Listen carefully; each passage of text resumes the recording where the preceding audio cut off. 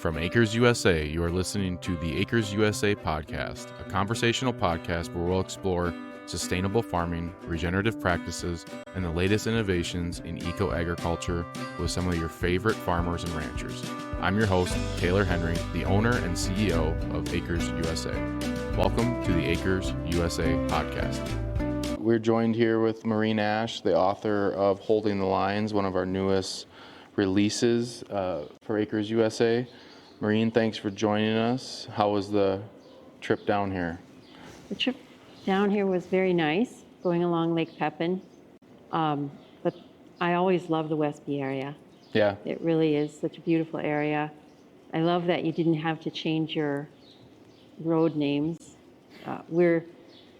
We lost our great, Charlie's Lake Road and Katie's Lane and that. We lost those to numbers. Oh, really? Yeah.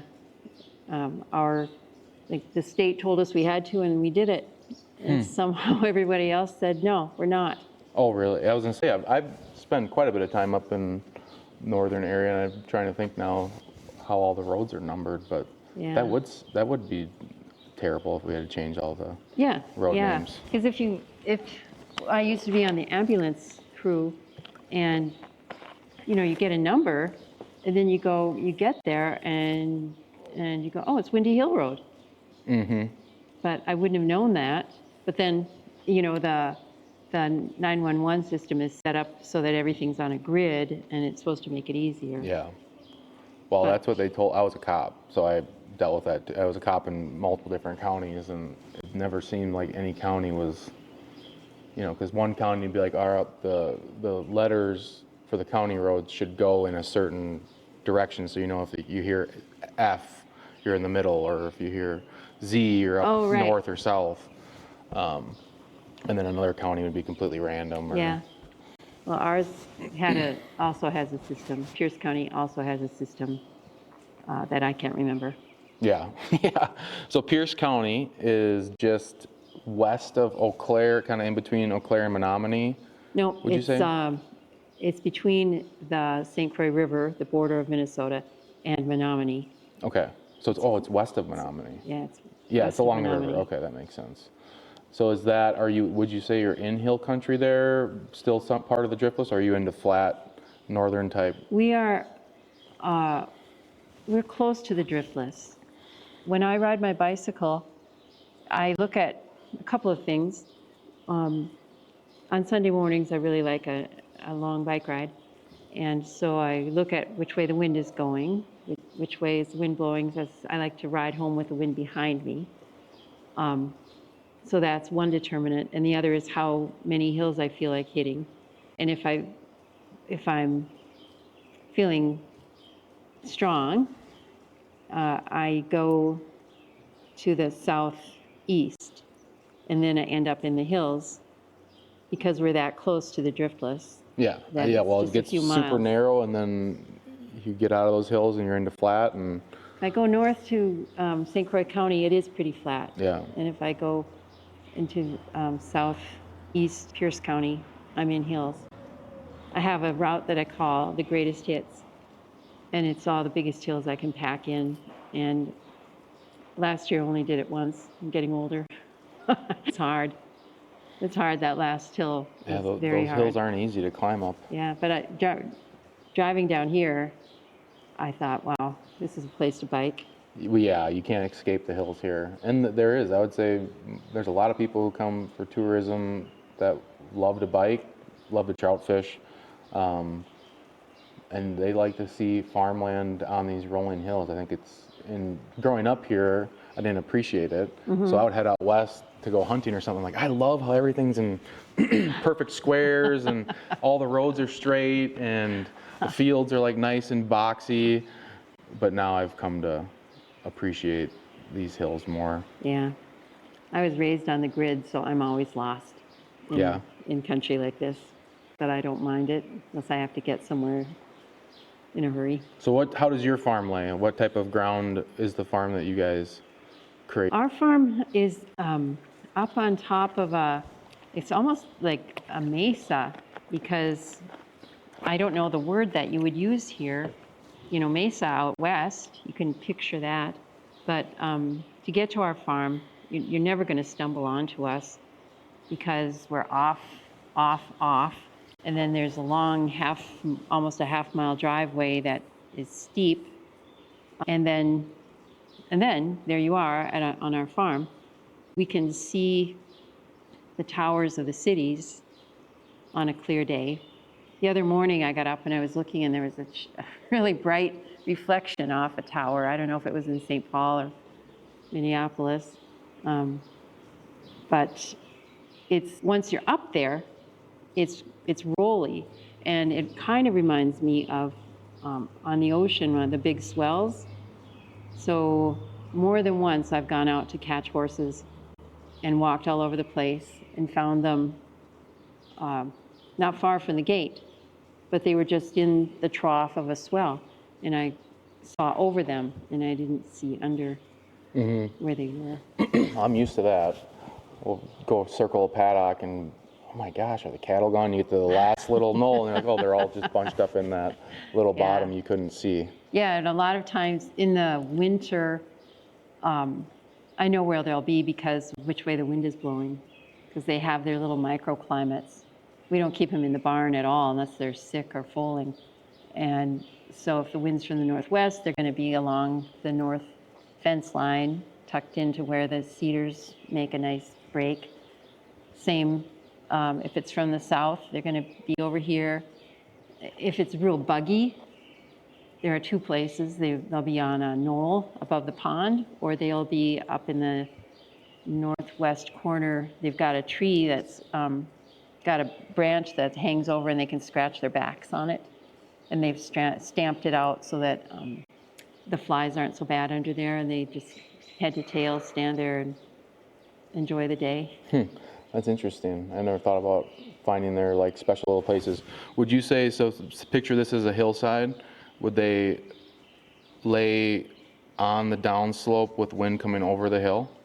Or are they mainly using... Mostly they use the vegetation though. We don't have a steep enough hill. Gotcha.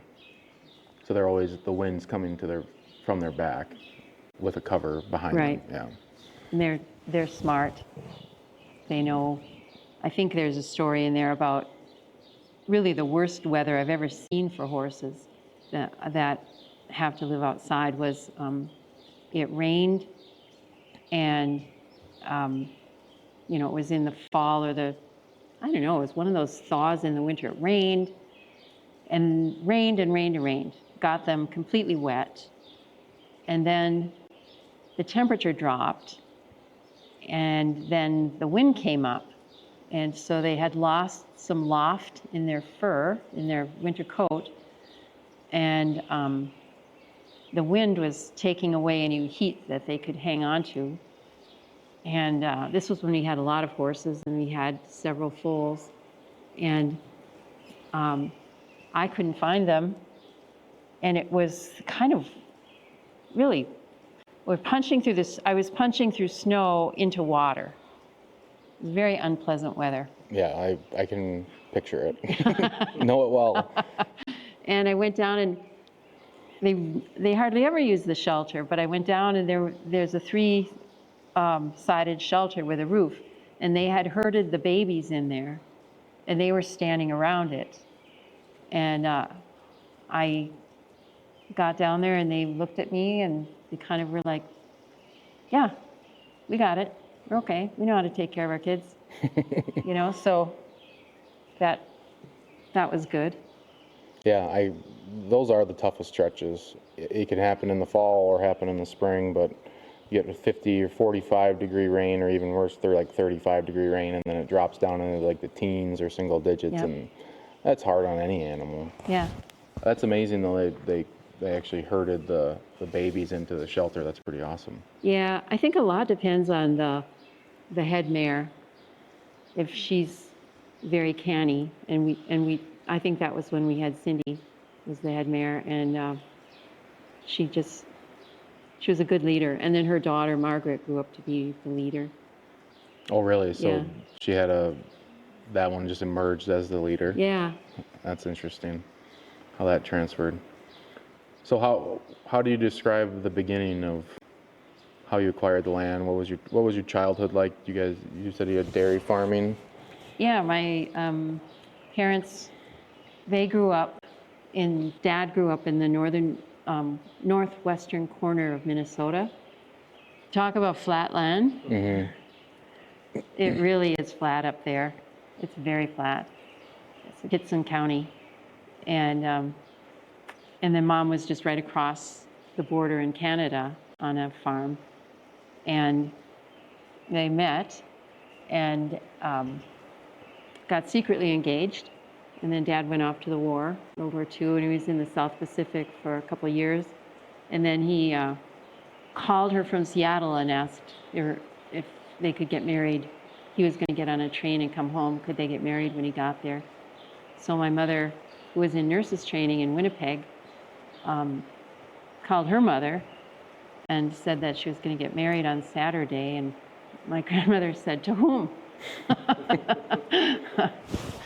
But she went over to St. Vincent apparently and researched my dad and found out that he was good.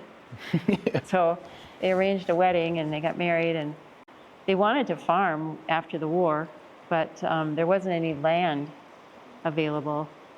So they had to find land that they could afford, and that brought them down to Mille Lacs County, which is kind of rough land. And In Minnesota? Mm-hmm. Which Yep. part of Minnesota is that? It's in central Minnesota. You heard of Mille Lacs Lake? Yep. It's in the middle of the state. And I don't know if you ever listen to Garrison Keillor talk about Lake Wobegon.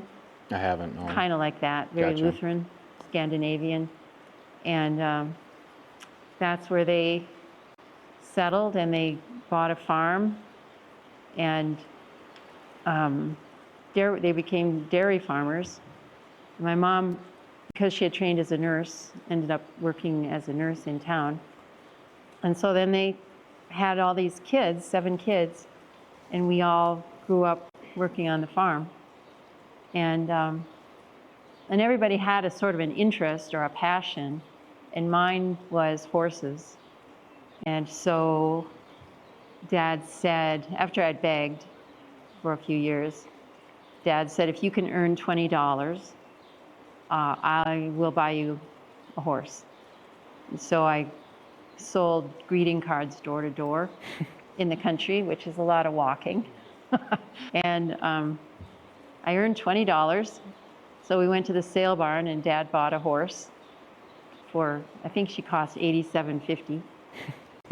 And she was my pony for several years till I outgrew her and got a bigger horse.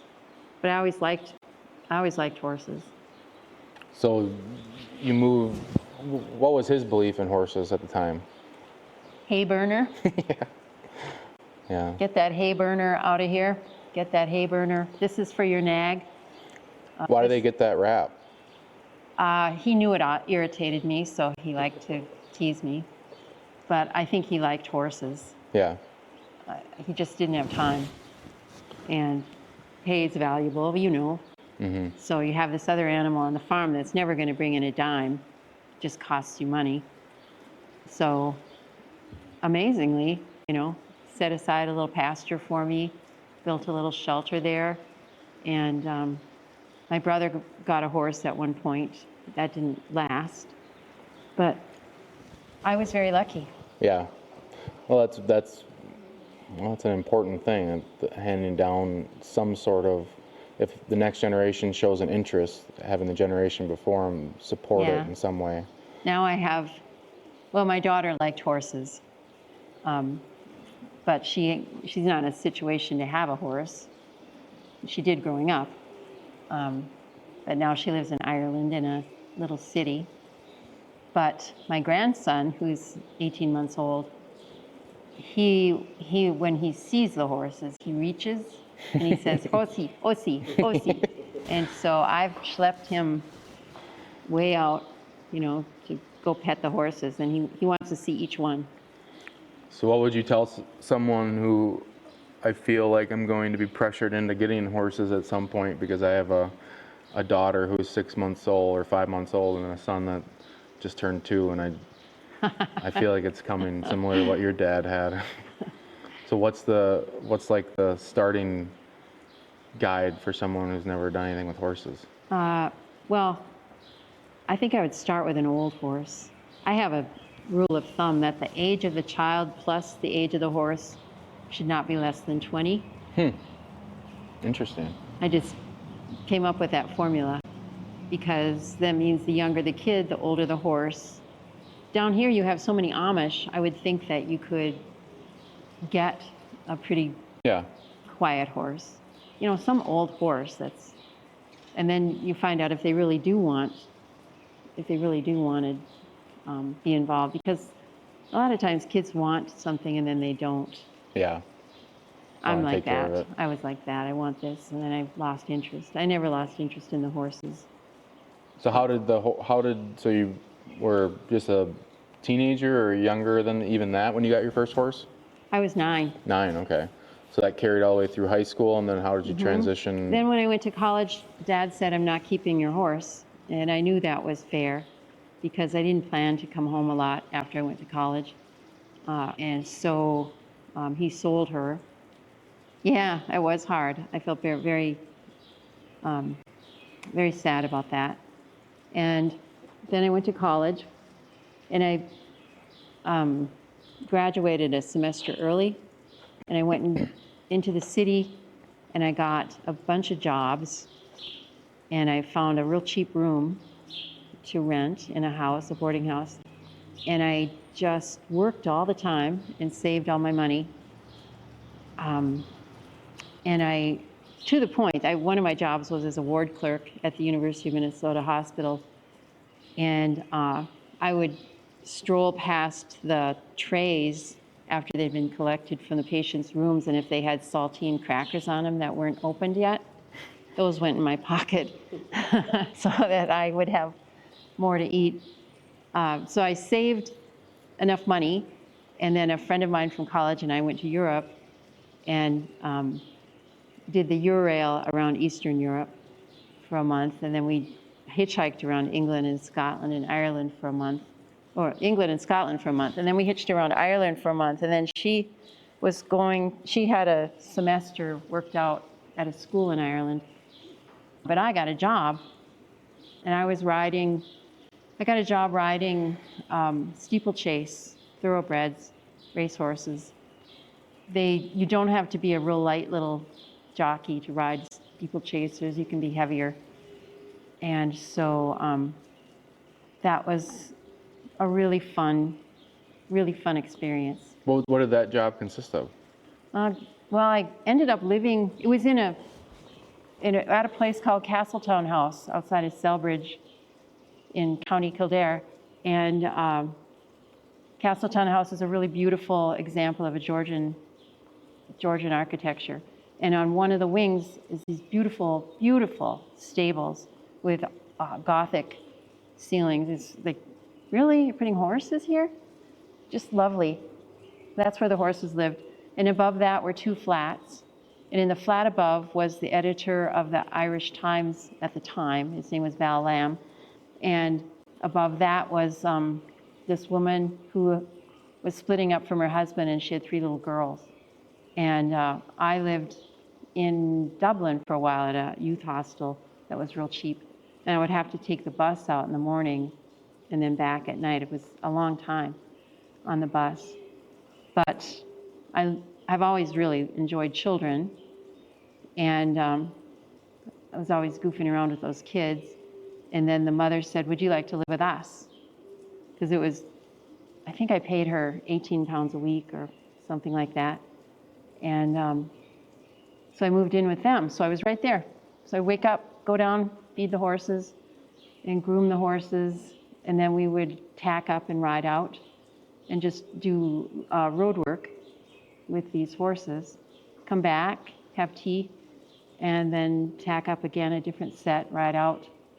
And then on my lunch hour, I had another job, riding horses, exercising horses. And so I wasn't supposed to hack or canter, but, you know, tick, tick, it's my lunch hour.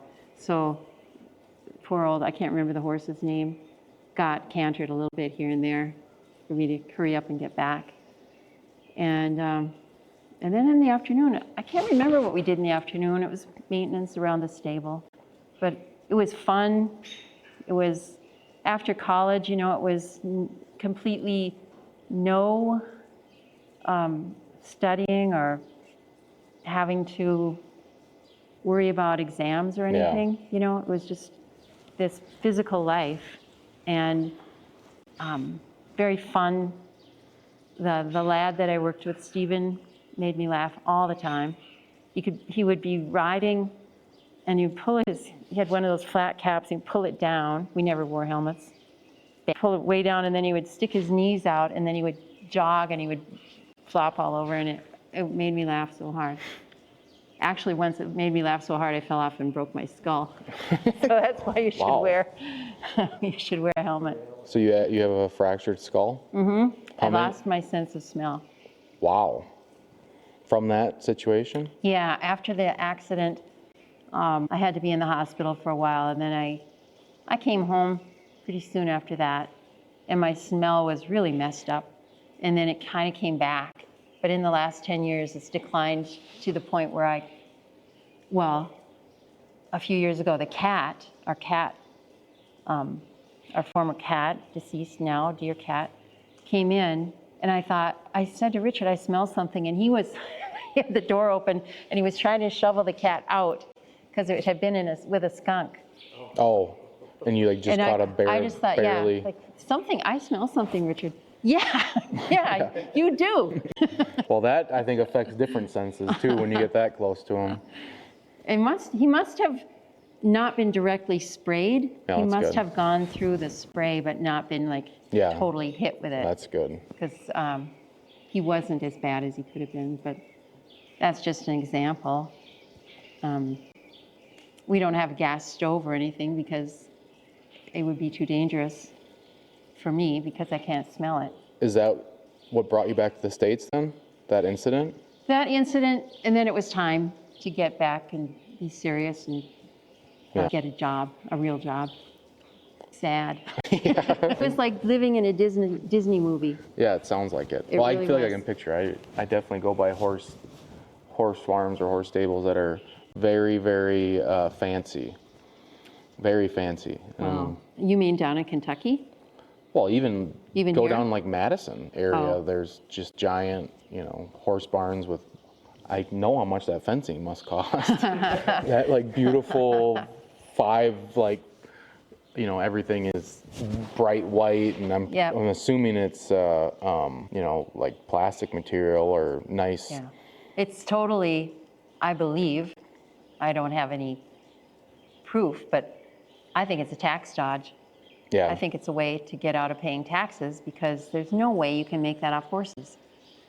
When you go down by Lexington, Kentucky, and you go by these fabulous racehorse facilities, it just cannot, they're not paying for it off the purse from a race. Someone told me a story once that they knew a person who just was into, liked horses, and they ended up breeding them. And it lost money every year until one of the horses was amazing and ended up selling to, the racers, for like $150,000 or something, and it made up for all the years of loss. But I would think it would be $150,000. I don't think that could make up for too many years of loss. Well, I don't know. That's what I was told. Because I didn't prod for more information. Sure, right. I was like, how could you possibly even make money? That was the explanation given to me, that if you do get lucky and hit the lottery essentially with one of your offspring, that you could actually make some money. Yeah. But yeah.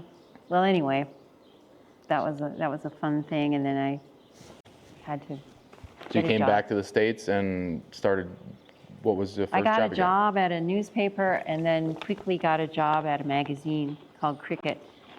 It was in Illinois, and I was an editor at Cricket for a few years, and I became I missed being around kids, so I went back to Minnesota, and I got a teaching license. And I was teaching, and I was swimming every morning, and that's how I met Richard. And then we used to run, because that's kind of why he started talking to me, because they were talking about me in the locker room that I had run a 15-mile race that weekend, very slowly. And he thought, wow, because he was a great runner, and he thought, I should meet her. She likes to run and swim.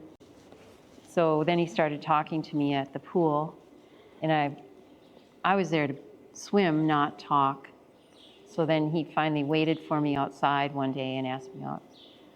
And so we went for a walk, and we've been walking ever since. That's kind of how it worked out.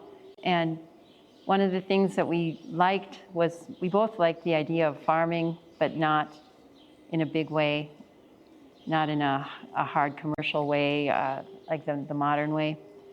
And kind of were fond of the idea of farming with horses, but not we weren't serious about it at all. You know, it's just, oh, that'd be kind of cool. Yeah. And then we got married, and we had a little girl, and then he wanted to start, he wanted to farm in the way that I always think high school teachers and real estate agents farm. You're a real estate agent, are you? Yeah. I technically was a farmer before a real estate agent, though. Yeah. So Well, this is just what I've observed. it's probably true. You know, they rent a field, and they get a tractor, and it sort of scratches an itch, you know, because it's big equipment, and they're involved in a project. Well, I always tell people that I think there's lots of people who could do that sort of farming, and I look at the people who spend all the money they spend on hunting and golf. You could spend that money and farm and probably not actually lose as much, but Yeah, and there's something. yeah, it scratches an itch, just like those things, yeah. And that's what I thought he wanted to do, and I think he did want to do that. But then he went to an auction. He thought the tractors were so expensive. Came home. I'd been home alone with our little girl, and then his two older girls, and I thought, ugh, I know what this is going to be like. I'll be always holding down the fort. He'll be out till 11 o'clock at night. You know, I just knew this from having lived it as a kid. And Well, and you had the dairy background. yeah, Until you see a different background, it's hard to imagine a different one. yeah. So I don't know. Then somehow out of that came the idea, what if we used horses? And then for me, it ceased to be his thing. It became our thing. Because I thought that I could do, that I would enjoy. I would really find that a great challenge to learn how to do it, and to do it.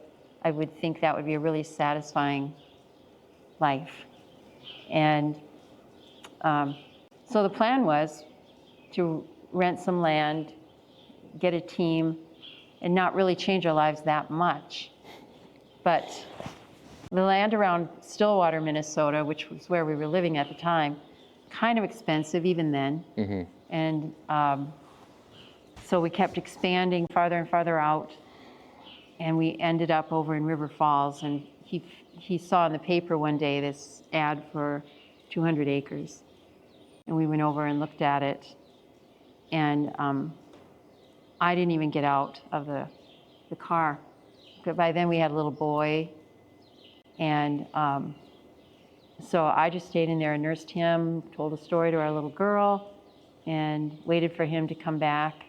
And he did come back, dragging the realtor along, the very tired realtor. I should have warned him, this guy's an ultra-marathoner. Yeah, you went hiking through the woods with him? And he came in and he was just flushed, just happy, and he loved it. And then we went to look at another place that was right on the highway.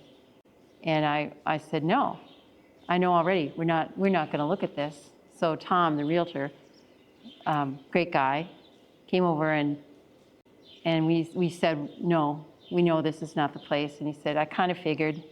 after how you like the other one. And so that's how we got Balder Farm. It was just this 200 bare acres, nothing on it. And it's it was amazing. Just wide open. Wide it open. Was a crop field? It at was the time, in or? CRP. Oh, okay. It had been in CRP for quite a long time. And there wasn't a house, there wasn't a fence, in that, I don't know, it's a very short time you can drag a lot of stuff onto a place. As he looks around. Well, we're in the clean barn. Yeah, well, this is a clean barn. But yeah, a few auctions, because you know how they sell it. You might want that, but they make you take this, and this. Yeah. We inherit in this building was that whole end was full of garbage, old boards, tin, and I was just like, yeah, just leave because I just want to get it closed and we want it. Yeah. But yeah, I think it took us 2 full years to finally end up getting rid of all the stuff that we inherited. Yeah. But I used some stuff. You know, that thing right there is made out of stuff that we inherited. Yeah. So.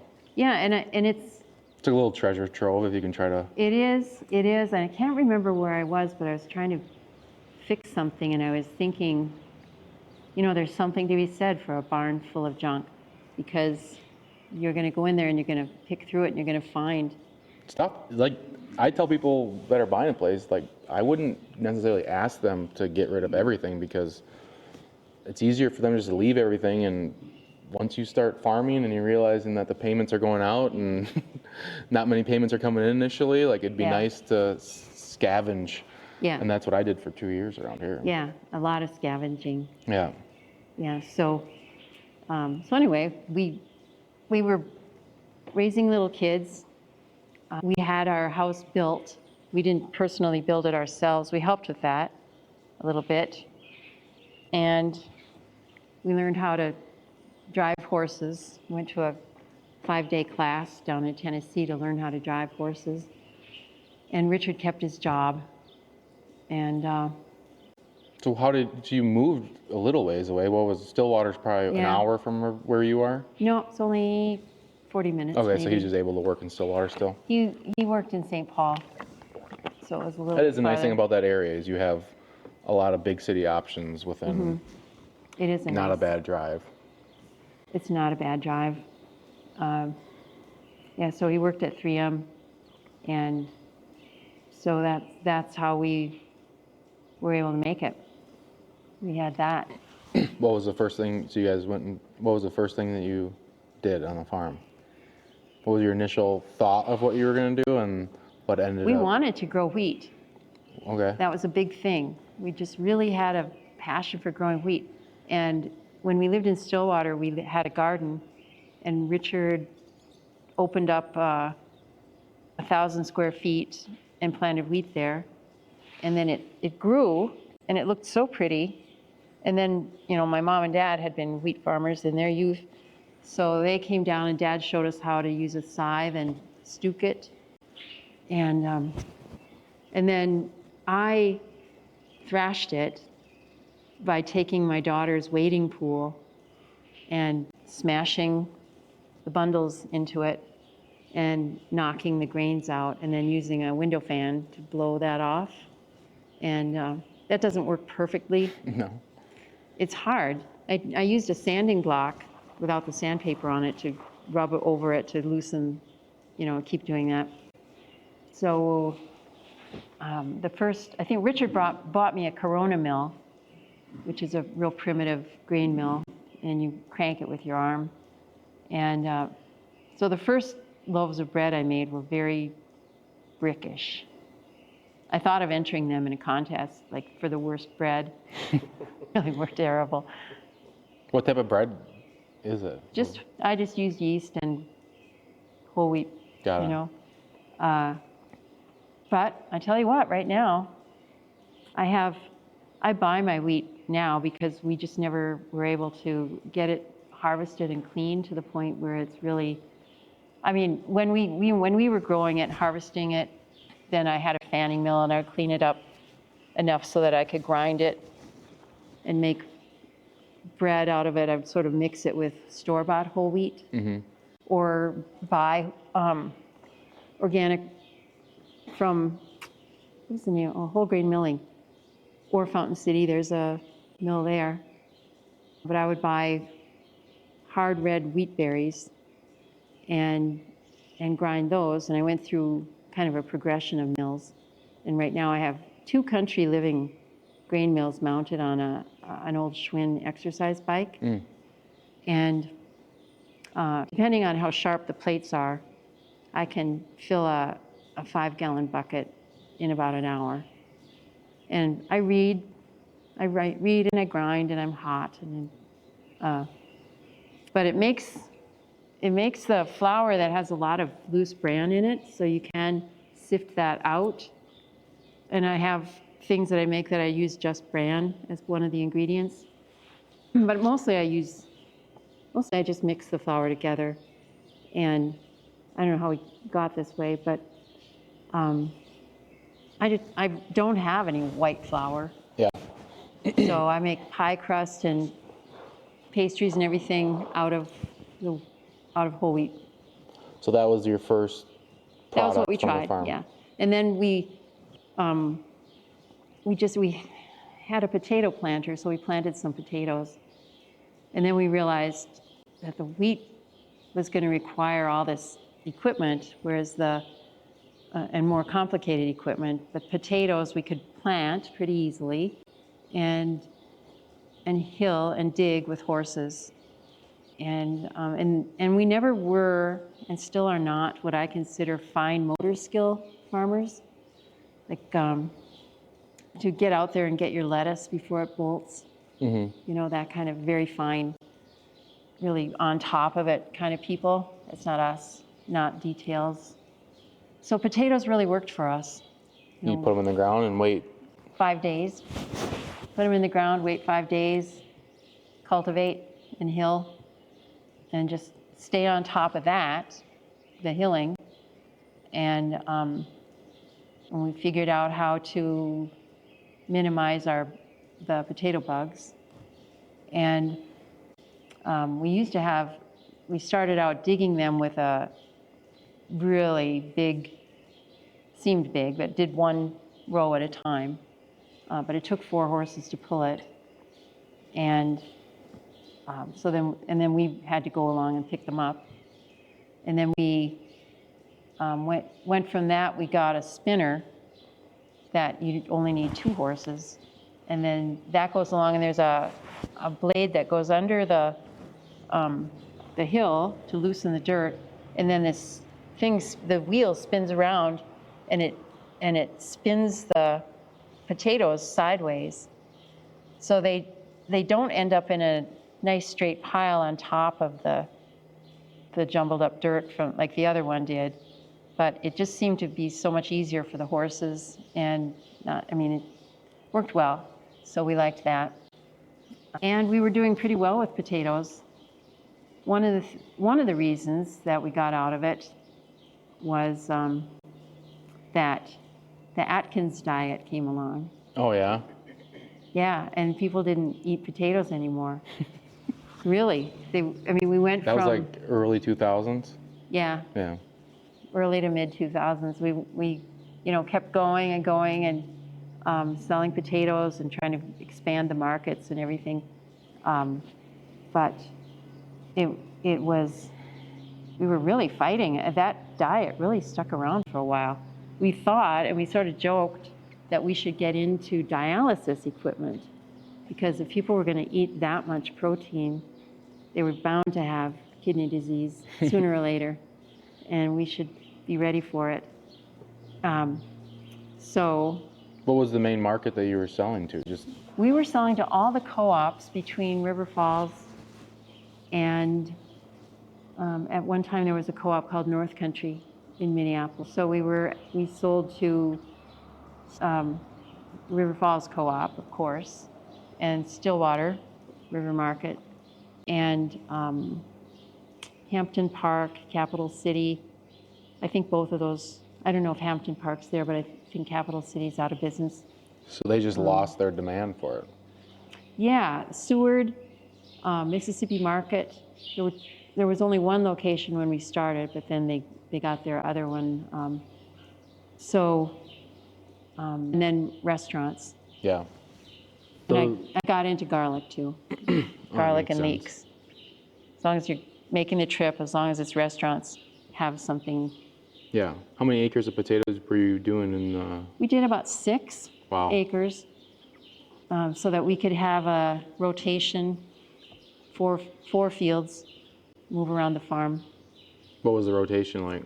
I can't even remember what that was. It was, I think we started out with buckwheat, and then we found out that buckwheat carries the organism that causes scab in potatoes.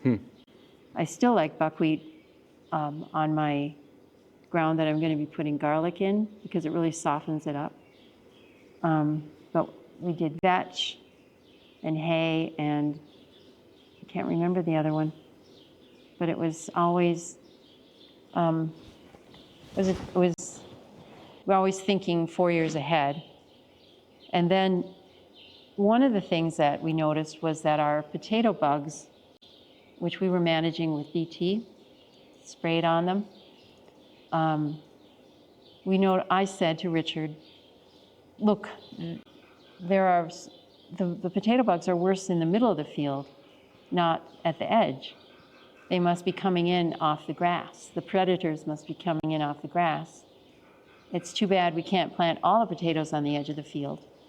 And he said, well, I don't know what he said to that, but in his way, he went off and thought and came back and said, how about if we plow strips and then have the grass in the middle, and then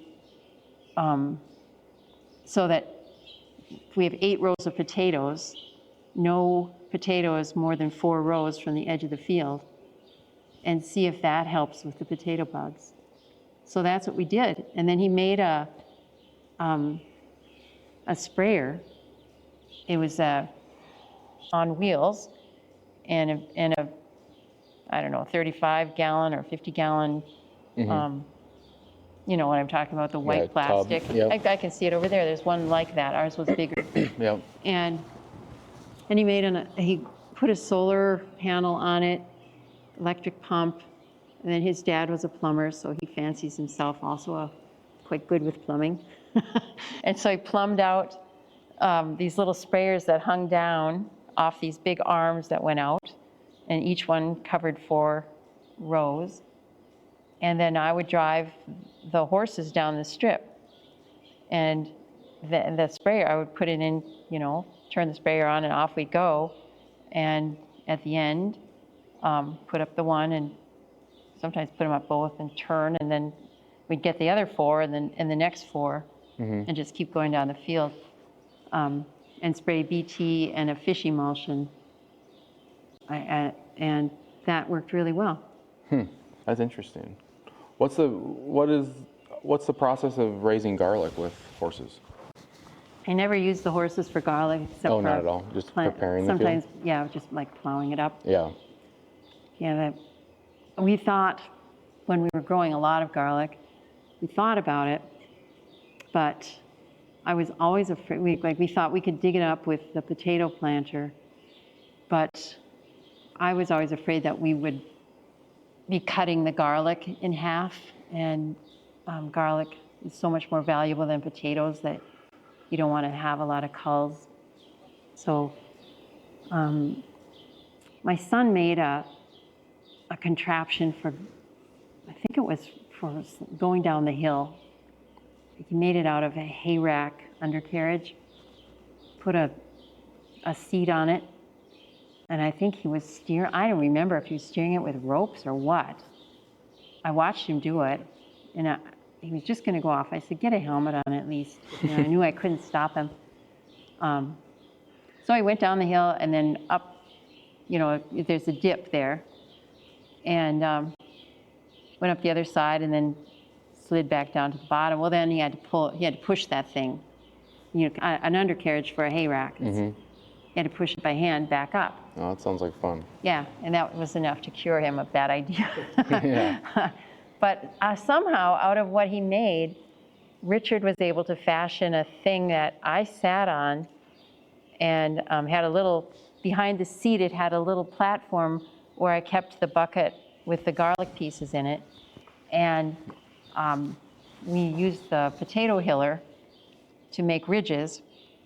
And then I could push along with my feet and just plunk in the garlic toes, and do it. It went pretty fast. But that was a good thing. And then that's when we thought we could harvest them with a potato digger. And I said no. I would caution anybody who decides to do that when you mulch it, the mulch settles off the ridge, and then the weeds grow up around the garlic. So you're going to have a weed problem, or you're going to need just a lot of mulch. So anybody listening who's thinking about that, I hope you're smarter than we were and you can figure out a way to do it. Yeah. How did it progress to potatoes you guys moved away from? So you mainly moved into doing hay on your farm? Were the horses mainly responsible for doing that? Well, all the time that we were doing the potatoes, we were also training and selling horses. Okay. And we were raising Suffolk horses. And I think in the book, I know in the book I tell about the conflict that we had, which was that we had too many horses. And we couldn't get them all trained and nice. It was fine. They'd be born. Usually I was with them when they were born. And they were fine maybe as little babies, but then as they got older and they were out with the herd, then they would get skittish and they wouldn't come up to me, and we would still have to catch them to worm them and give them their shots and everything, and they were just like wild horses. And then when they turned 2.5 or 3, then they changed completely and they would want to be friends. But that was it was hard between there. And I know from, now I have a guy who's 3 years old, or he's 5. And he was my only colt. The whole time he's been growing up, he's been my only colt. So I've spent a lot of time with him, and it makes all the difference. Yeah. So I think that one year, I think we had 9 babies. So I think we sold one. I ended up with maybe 8 horses to train one winter. And I was just lucky that one of them was my good horse, Aldo, who just was so good that he became my breaking horse. So we were able to sell horses. Usually people wanted them broke. So we were selling horses, and Richard quit his job in the early 2000s. So then we really did have to make it. Yeah. And I was on the town board. That was $119 a month. And everything makes a difference. Yeah. As you know. And so that was $119 a month. I had a $400 a month job writing for a magazine. And if I wrote a story, if they asked me to write a story for that issue, then that was another couple $100. And I worked at the co-op as a volunteer, but they gave you a break on your groceries if you put in enough hours, which I did. And so we did not have to dip too much into our savings after he quit. We took the kids out. I don't know, Marion says she remembers when we said, look, our life is going to change. We're not going to be able to do buy things, do things like we used to. And they were young enough that they were kind of like, okay. Yeah. Older, they might have said, that doesn't sound good at all. Yeah. But they probably had mom and dad at home all the time then. They did have mom and dad at home all the time. And I think it was very good. I think it was good for both of them. But our son, right now, he is extremely handy Yeah. from having hung around with Richard with the old tractors, trying to keep those going. And in school, he took classes, he learned how to weld. When he graduated, he went to a vocational school, got an industrial diesel, automotive and industrial diesel mechanic. But his true love is bicycling. So he's, even as I think it started in 3rd grade. He'd always loved bikes, but in 3rd grade he found out there are parts magazines for bikes. And oh my gosh. Oh, that's a game changer. Yeah, so he would be at the table and he would be looking at this parts magazine and studying every part. And when he finished that spread, he would turn the page and go through the next. And it was, I mean, you think like, wow, that looks really interesting. Go over there, and it's just sprockets. Parts and SKU numbers. And... Yeah, but what's his job now? He's a technical expert for a bike tool company. Yeah. So he's the liaison between the engineers who make the tools and the new bikes that are coming out that need tools for their parts. And he somehow, from having sort of introvert parents, is a schmoozer. And so he's a good salesperson. He's good at bike shows and everything. And he's good with the machines. So he's very all around. And our daughter she always loved the ocean. And so she did go to college. And she ended up kind of with her dream job of being a dolphin trainer for the Navy. Wow. She trained dolphins they train them how to find mines and unauthorized divers. Wow. And so she worked in that program for a while, and now she and her husband moved to Italy for him to pursue a degree, and now they live in Ireland. Is your son that you mentioned is working for the bicycle company the one that does the hay? Yeah. So he's still farming? Yeah, he's a busy guy. He's got the full-time job. He's got his wife and 2 little kids. And he's got the farm. Yeah. So he's not interested whatsoever in farming with horses. Yeah. We have 5 horses now. He likes mechanical things. Diesel. Yeah, he likes mechanical things. He likes the horses as, animals. Yeah, yeah. Both my kids love animals. And he knows that Mom's not going to let him get rid of the horses. So we sold the house and the barn to him and his wife. But I still use it the way I always have used it. And he can't remember how I said, do you want to use, when he said he wanted to farm, and I said, are you going to use horses at all? And he said, no. You and Dad did everything. I did that enough as a kid. He said, you and Dad did everything the hardest way possible. And I'm not going to do that. I suppose a lot of his life is about efficiency and... Yes. And I was telling you earlier, he can roll up that hay so fast compared to me rocking around on the back of the wagon stacking bales. How'd you use horses to harvest hay? Well, they did all the mowing, the tedding, the raking. Wow. But then we used a tractor to bale it. And I don't like to drive the tractor. And I kind of have a wandering mind, and I'm dreamy, and I'm not paying attention. And I always imagined that I would do something and put the brakes on and Richard would fall under a wheel. And we really couldn't spare him. So that was nice of you. Take one for the team. So I was back on the rack and he was driving. And we had to put up enough hay for sometimes up to 30 horses. So that's a lot of hay. How many much hay would you say a horse goes through in a year? Oh, I have to do math. That's all hay is, math. Yeah, it is. Yeah, because we gave each horse gets, is it 20 or 40 pounds a day? 5 horses out there this year.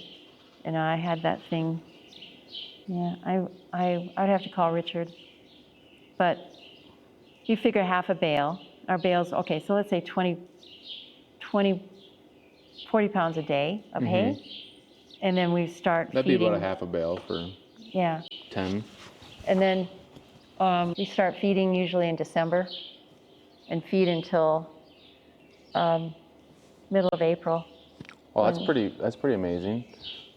I'm sure a lot of other horse neighbors are feeding hay a lot longer than that.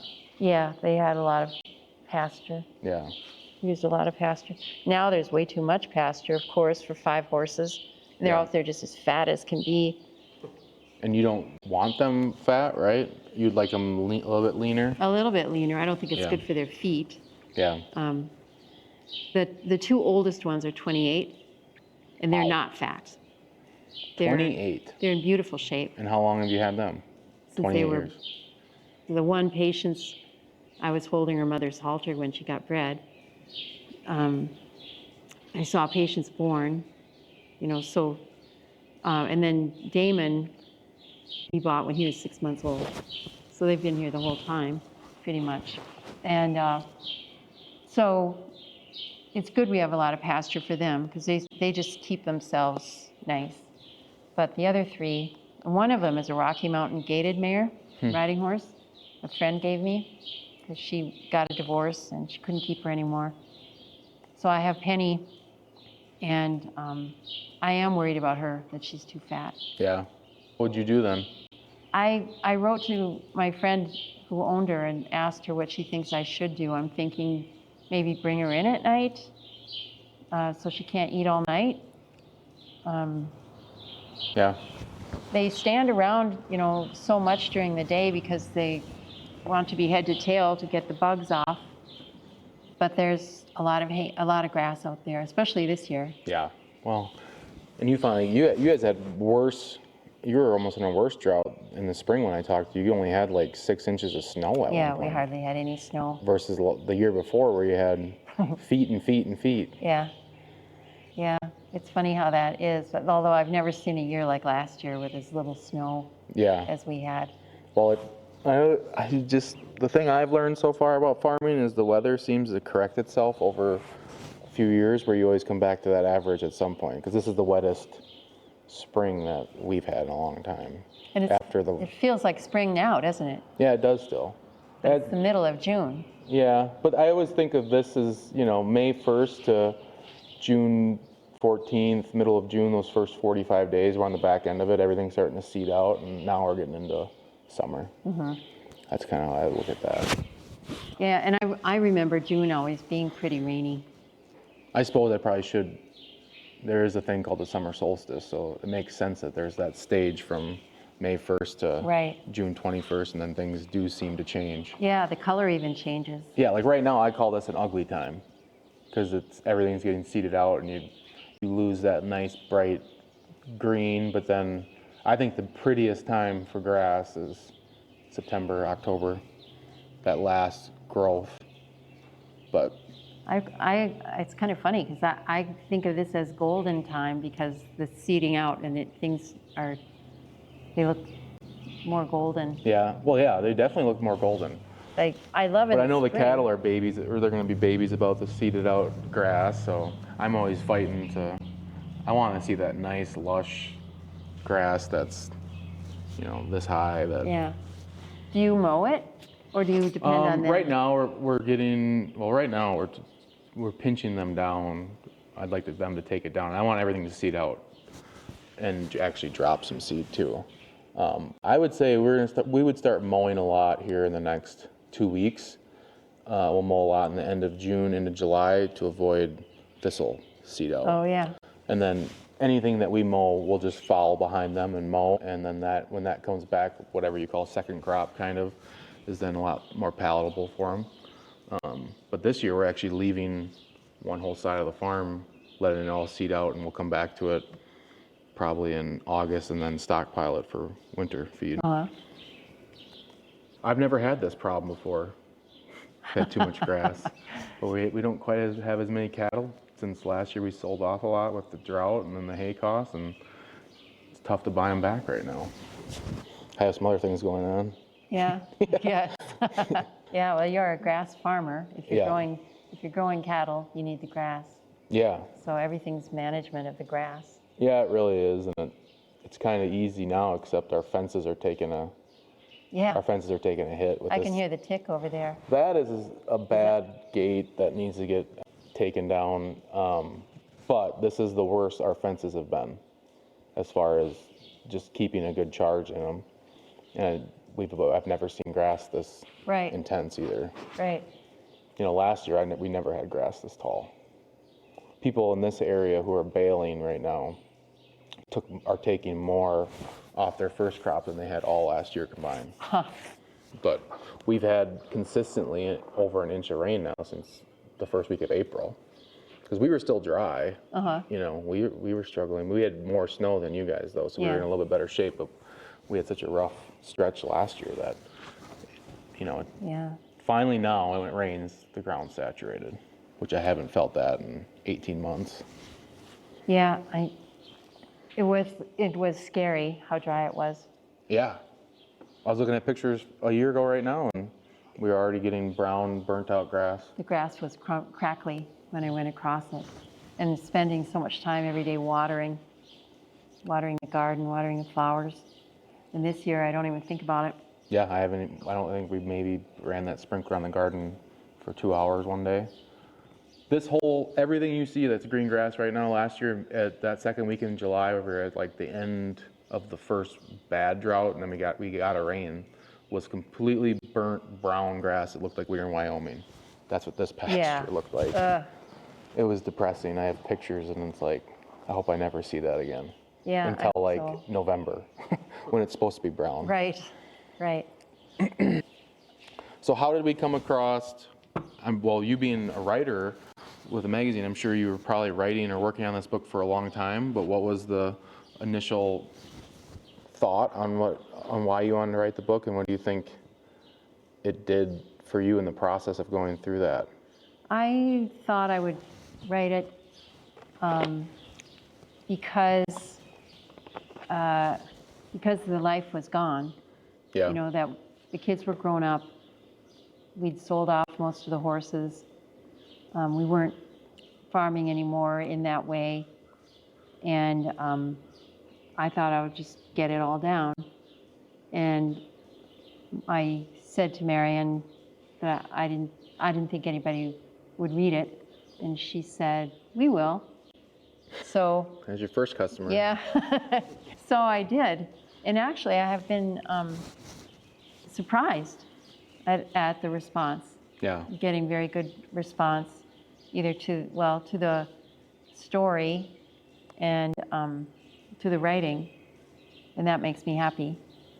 And it makes me feel as if that was time well spent. Yeah. But I was able to finish it because I won a writer's workshop. It wasn't a writer's workshop. It was the Marjorie Davis Boyden Wilderness Writing Residency Contest. And if you win, you get to go out and have up to a year. We just took 4 months in a really remote cabin in the Klamath Mountains on the Rogue River. And it's 2 hours to anything. They'll ship you away and lock you in a cabin to get the book done. So Richard came with me, and that was it. We were in this cabin just above the Rogue River with no internet and no phone. Well, there was a radio phone for emergencies. That's how we got the news that our first grandchild had been born. Oh, that's good. Yeah. And so that's when I finished it and went through it and polished it up. And then I tried to figure out how I would find a publisher and wrote a book proposal. And so that's the story of how that got done. Yeah. Well, how would you describe the contents of the book for people who haven't listened to it, and what would you say to them that they would get out of reading it? What's some of the feedback that you've heard? The feedback that has meant the most to me is people that I respect as careful readers, knowledgeable readers, have said that they're impressed with the writing, and that, of course, makes me happy. Yeah. And another is, gosh, you guys worked hard. Yeah. And I think, well, we did, but you got to have grown up with my parents, who really worked hard. Yeah. I mean, we worked hard, but then we had some time off. And so I think it sounds worse, or things that I didn't find to be distasteful, other people might. I don't mind. I enjoyed being with the mares when they were giving birth. Yeah. So sleeping in the barn wasn't a real chore, except if it was really cold. The kids enjoyed that. They thought that was an adventure. Yeah. A lot Camping of in the things. barn. Yeah, camping in the barn. A lot of things that we did, the kids they just pitched right in. They were good sports about it. Are you seeing your kids raise their kids like that now? Well, my son is the one who has kids, and they're 18 months and 3 years old.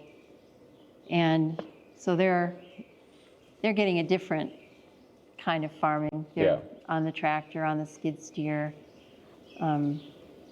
He's made a pump track for them to ride their bicycles on.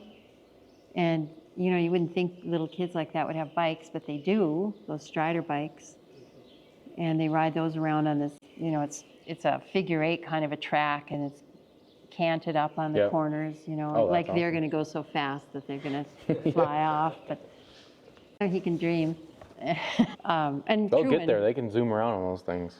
I noticed that the 3-year-old is getting so he can just shoot, my son's starting to run while doing it pretty much. Yeah, those are great things. Yeah, they are. Really teach them balance. Yeah, without being like, no training wheels, let's go get some stitches. They're a little bit less of a fall. Yeah, so they have a different, they're having a different experience on the farm, but they're loving, especially the older one is a real gearhead. He loves monster trucks and riding in the whatever his dad's driving. The little one loves whatever his big brother loves, but he also, we have to watch him that he doesn't go out into the horses without us there. Yeah. If they wouldn't hurt him, but they're just so big. We don't want him walking around underneath them. Well, I think it sounds to me like it's a story about raising a family in that setting, and it seems like you did a pretty good job of raising the next generation, and the land's still in your family, and that's half the battle. I feel like it's going to be passed on to the next generation. Yeah, it's great to see. Now Richard and I are building, we sold our house and our barn to Truman and his wife, Ashley, and now we're building a house about 200 yards away. Oh, that's awesome. It's up the farm road, and we're very close to being able to move in. And so we get to just kind of be part of their daily life, those little boys, which means a lot to me, 'cause I think they're the only ones we're going to have. And I know how fast that goes. Yeah. Gone before you know it. That's a good perspective. We need to like right now you think they're always going to be like that. And it just, the days are long, but the years are short, is a really perceptive saying. Because, at the time you think like, I can't wait until I don't have to. Well, actually, I never did say that, I can't wait, but I would, just all the little chores of getting him into the car seat every time you wanted to do something, and getting him out of the car seat when you went to pay for the gas, because at that time you couldn't pay at the pump, and just all the stuff. that you have to do. Seemed like it'd never end, but it ended very quickly. Yeah. And then after they're 7, then they're in soccer and swimming and all these things, which we did not push. I think we did soccer 1 year with Truman, but he wasn't in love with it, and I was glad. But they get other interests. Yeah. They want to be with their friends and. Don't have quite as much time for mom and dad. Right. We aren't as cool as we were Yeah. at one point. I know, pretty cool right now. Yeah, It's you're pretty good. cool. Yeah. Yeah, I know those little boys. They think their dad and mom are just it. Yeah. They just. And really, they couldn't have cooler parents because they do so many, interesting and fun things. Right. And so that's great, but that's not going to last. Yeah. That's not going to last. And I think they know it. I think they're enjoying it now. I know I knew it and I enjoyed it when I had it. I remember one time Marion was helping me make cookies or something, and she's on the kitchen chair, and I made a little joke that she got. And she laughed and she said, "Oh, Mommy, you a fun person." And I thought, well, you think so now. Yeah. That is weird when they start like doing human things and you're like, oh, we can start communicating now. Yeah. This is cool. Right. This is right. cool. And I have 13 or 14 Bluebird boxes that I check every week.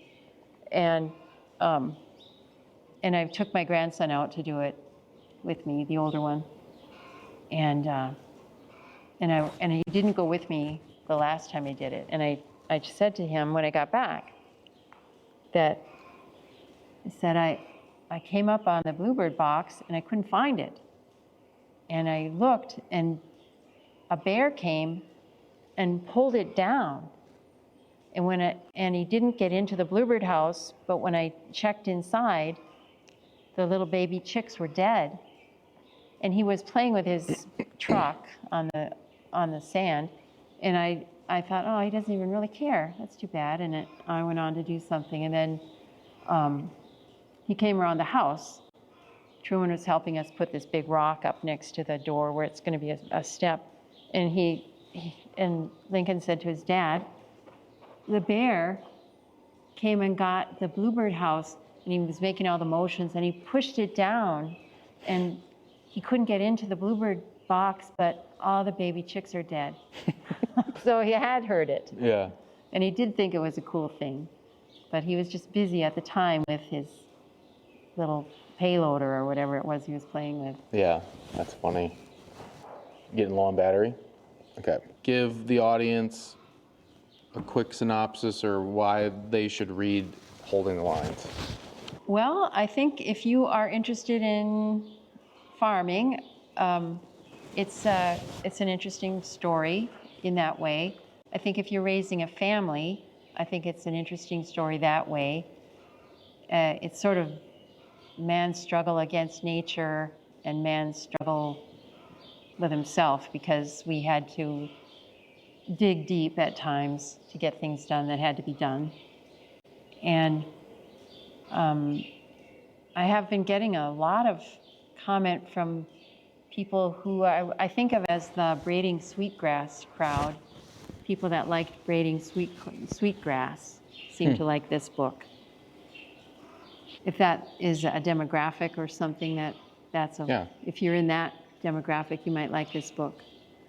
Well, I think just talking to you, anybody who has kids and they're raising them on the farm, or you have raised them on the farm, it would be a nostalgic book for the people who have raised kids on the farm, and it'd be a good book for folks like us who are currently trying to raise kids on the farm too. Yeah. So, and you were connected with nature. You guys were doing, like your son says, everything the hard way, which we can always take lessons from that too. Right.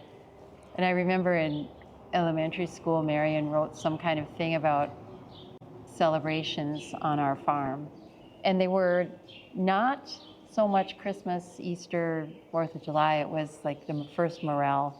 Yeah. The first violet, just the natural things that happened. Those are what she thought of as celebrations. So I was pleasantly surprised by that. Awesome. Well, thanks for joining us, Maureen. Anything else for to tell our audience, or No, no are matter you doing what. anything else besides writing books that we should point people towards? You selling any loaves of bread?